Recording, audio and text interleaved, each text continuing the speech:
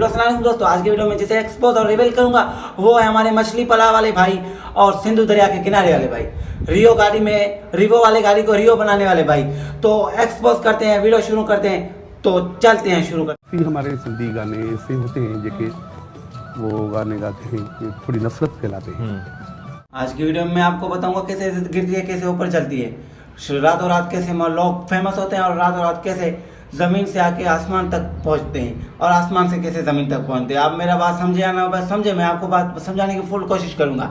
आज की वीडियो, आज का जो मौजू है वो ममताज़ मौलवी के लिए है। भाई ममताज़ मौलवी साहब, आपको क्या कहने की ज़रूरत थी कि हमारी लैंग्वेज ऐसे है और सिंधी गंद फैला रहे हो। भाई गंद कौन, तुम कौन हो भाई, हम कौन है? हम सिंधी है, आप भी सिंधी हो, हम कैसे गंद फैलाएंगे? आप भी, यानी कि हम में आप भी शामिल हो। हम सिंधी गंद फैला रहे हैं तो आप भी फैला रहे हो। भाई ऐसे आपको करना नहीं सजता था। तो आपको कुछ यानी कि 2-4 व्यूज़ मिलने से कोई फेमस रातों रात नहीं होता। जैसे हमने आपको इज़्ज़त दी है तो आपकी इज़्ज़त गिरा भी सकते हैं। इससे हमारा मतलब नहीं है कि हम आपकी इज़्ज़त की है या क्या। अल्लाह देने वाला इज़्ज़त, हमारे हाथ में कुछ नहीं है।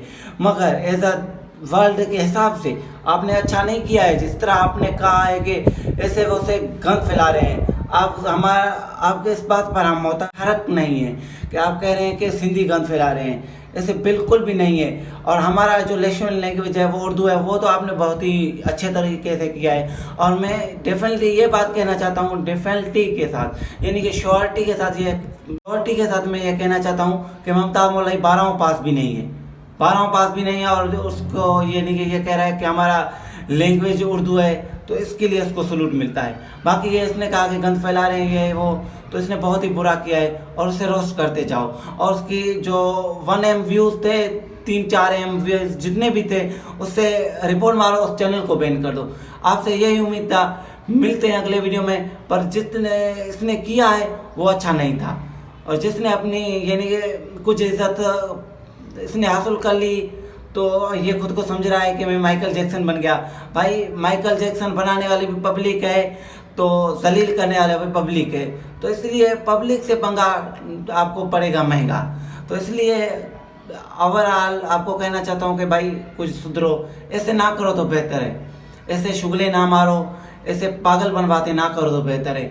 हमारे सिंधियों ने आपको मशहूर किया था और हमारे सिंधियों कह रहे हैं कि गंद फैला रहे हैं। हमारे जो मशहूर सिंगर है, मैं उनका नाम नहीं लूँगा, यानी कि अभी आपके सामने उनका नाम कैसे लूँ, गुस्ताखी हो जाएगा। ऐसे ना करते तो बेहतर था। यानी कि मैं आपको क्या कहूँ, आप हमसे बड़े हैं, 50 साल उम्र है आपकी, हमारे दादा की उम्र के हैं, हम आपको कुछ कह भी नहीं सकते। यानी कि क्या कहें, ये आपको नहीं कहना था कि यार गंद कर रहे हैं या क्या। अल्लाह ने आपको इज़्ज़त दी है तो इज़्ज़त गिरा भी सकता है।